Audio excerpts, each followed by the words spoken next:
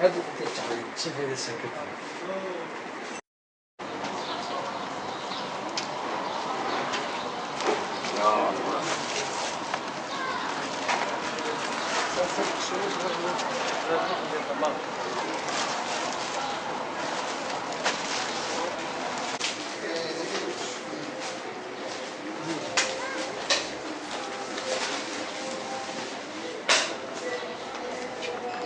Suriyeli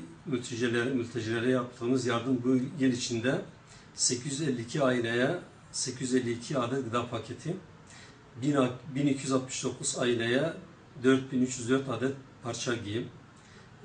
196 aileye 297 adet çift ayakkabı, 356 aileye 3560 kilo patates, bir aileye çamaşır makinesi, bir aileye buzdolabı, 11 aileye 11 adet elektrikli soba, bir aileye elektrikli fırın, 42 aileye 46 yastık, 26 aileye 26 adet yorgan,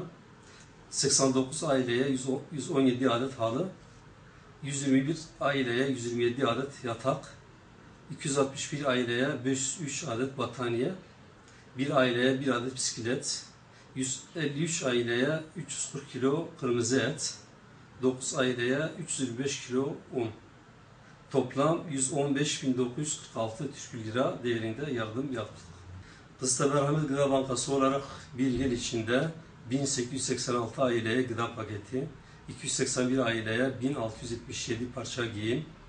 136 aileye 413 çift ayakkabı,